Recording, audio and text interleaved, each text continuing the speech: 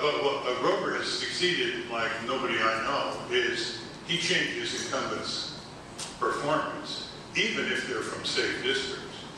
And so with his tax pledge, which I disagree with, he has gotten a majority of Republicans to sign a pledge of no taxes, even though they don't fear losing elections, because most of them are from gerrymandered districts and they got plenty of money. So the question we want to address in the left-right is, how do we change incumbents' minds on various issues, and how do we change who sits there after elections? So Grover can come up and share reviews. There won't be any time really for questions if you all want to have lunch, but I'll be at lunch. I'll chat with you. He'll chat with you, and contrary to libertarian philosophy, there is such a thing as a free lunch.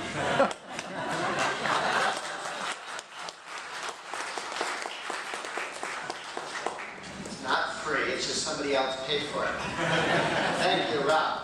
I want to talk about left-right coalitions for a couple of reasons. One is, you know, for the next 3 years, we have gridlock in Washington, D.C. on a whole host of issues. The president who can veto anything, a house that can stop stuff. So there's a whole bunch of things that one might focus one's time on in Washington, D.C., but they're not going anywhere. Nobody's going to raise taxes, nobody's going to do anything particularly interesting on spending. But because we have sort of two perfectly matched sumo wrestlers exactly the same weight, nobody's getting pushed out of the ring on a certain set of issues.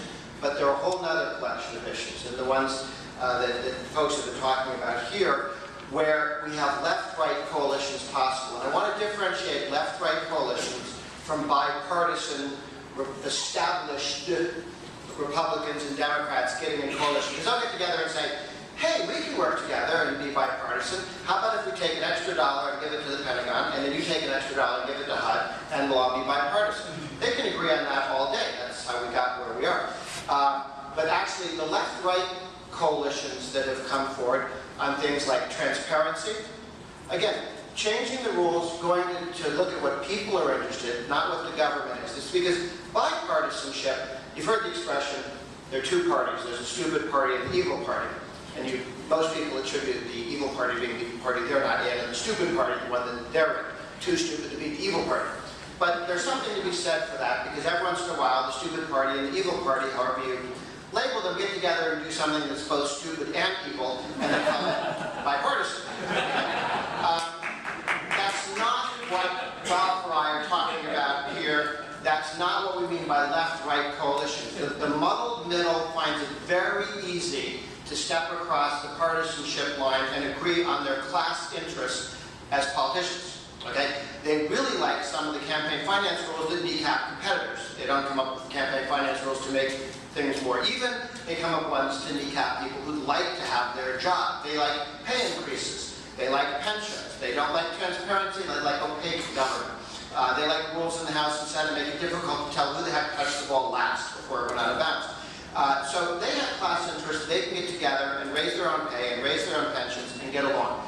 We're talking about issues where both right and left think that the American people are either with them or would be if we were articulate enough or they were bright enough. And so you can have an agreement on transparency. What if every check the government wrote was available for everyone to look at and every contract was out there so everybody could read it? Okay? Now, Ralph's under the impression that if everybody looked at the entire federal budget, the state budget, local budget, people would say, hey, Ma, look how they're spending our money. Let's send them more. I'm willing to bet that they might go the other way, but maybe not, okay? If Ralph makes a good enough argument, okay? So we both agree the government and its activities should be more transparent because we're all paying for it and we're all living under it, so boom. Let's take a look at that. There was the effort, the least successful press conference I've ever been in, Ralph. You may have done worse than this, but you and I were at this one. You remember a couple weeks before the 1992 election where 14 states passed term limits with an average vote of about 70%. We had a press conference about term limits. Nobody came. Okay?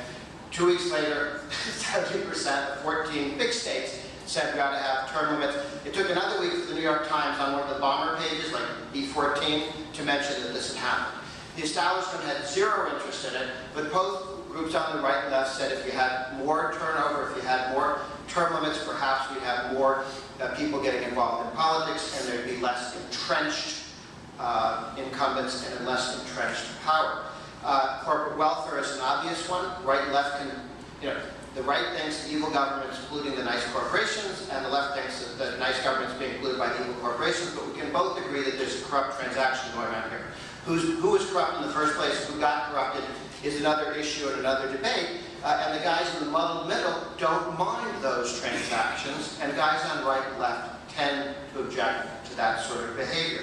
So there are real opportunities for people who care deeply, have very serious disagreements, to work on coming up with fair rules, by which each team thinks, if we have fair rules, I'd win, okay? And I think that's healthy and a step forward. Talk about civil liberties. I worked with right and left guys immediately after the Patriot Act.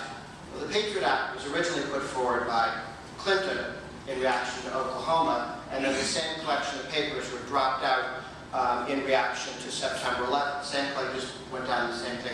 Things that the prosecutors over in the Justice Department would really like to have, powers they would like to have, same collection of powers. Before terrorism, if it was mentioned at all, not very frequently, first person ever convicted under it, I believe, was running a strip club in Nevada. So it was a collection of powers that the government wanted to do something with. And there were objections from right and left. I actually testified before the Senate committee on that and said, look, I'm not a lawyer, I haven't read the Patriot Act, I know 300 pages depending on how big your fonts are. And my suggestion is that all you nice senators read it before you vote on it. And all the senators laughed. Because they had, giggled, but they had no intention of reading it, and they had every intention of voting for it. So I said, okay, I get it, you're going to vote for it. Why don't we term limit it to 3 years? So that right now, everybody's terrified that if you don't vote for this stack of papers, which the Attorney General had already said would have no impact on September 11th, and then something went bad in 2 weeks, that you'd be blamed. So let's pass it, make it end in 3 years, so we can all sit down and do triage that. This was a good idea, this was a bad idea, this we can rethink, maybe it was just aiming at terrorism. And they did term limit some of it, but not as much. But all of the interesting conversation came from people on the right and the left, wary of the abuse of state power. The same thing was true. We were trying to change the rules on crack cocaine versus powder cocaine from the completely made up 100-to-1 ratio to the completely made up 18-to-1 ratio, but slightly less problematic, 18-to-1 than 100-to-1. That was something that was unanimous, by the way, because in the House it had to pass on unanimous consent. It took more than a decade to get that changed, because everybody was afraid that the other team would use that issue to throw a brick at the back of their head. And this is perhaps, the right-left coalition, I think, is helpful because it gives space to people who worry about being attacked. And if guys from the right and the left are each making a rational case for this, then people go, you mean if I step out into what I think is the middle, I'm not going to get hit by my own team. Because there are significant voices on the right and significant voices on the left saying, here's the reason why progressives or conservatives or libertarians should support this. It creates a safe space. And that's what happened. It took too long, but that's what happened on the crack cocaine, powder cocaine effort, to the point where it was unanimous. Okay?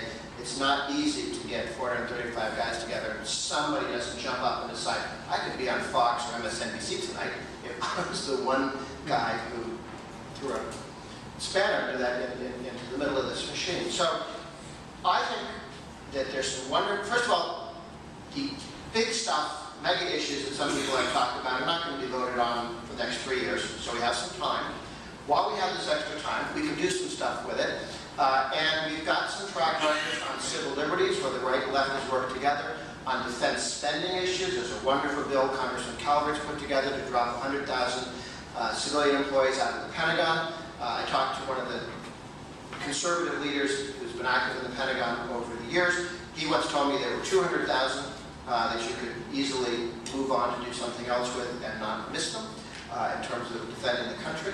And he helped write the bill that's 125,000. That's a wonderful step forward. And it's the kind of thing that I think right and left ought to be able to work on. I just think that let's not confuse this with bipartisanship. let's not confuse this with sacrificing our principles or trading our principles. It's a big difference between we'll do something you don't like and something I don't like, and then that'll be like fair or something. Okay, I poke you in the eye, you poke me in the eye, and that's not the point here.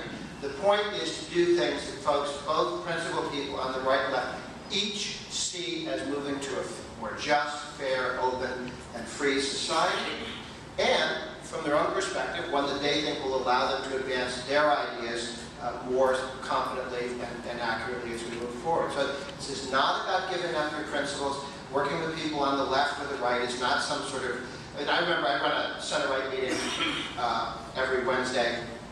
A room about this size, 150, 180 people.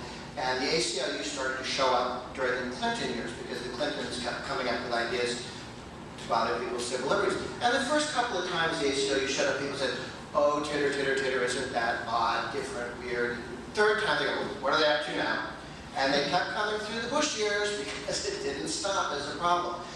So when we can get over the giggles about, oh my goodness, I'm working with somebody who I usually only see on Fox or MSNBC, and I'm throwing that little pretend brick at the TV when that happens, and get to the point that people on the right and the left both want to move forward towards a more just and competent and free society, and that there are opportunities to do that. And again, we've seen them. We've seen it work, both on some of the civil liberties questions, on questions of defense spending. Perhaps the best example I can think of that's been going for so long that people don't even think of it as an odd couple effort, the base closings legislation that Dick Armey and Stark, right, Indiana Stark, were the guys. And I remember when it first came up, they're talking to conservatives, oh, this is weird, Stark's for it. He said, well, what's the idea? Well, that's a great idea. Well, because Dick Armey was for it, all conservatives were willing to give it a hearing.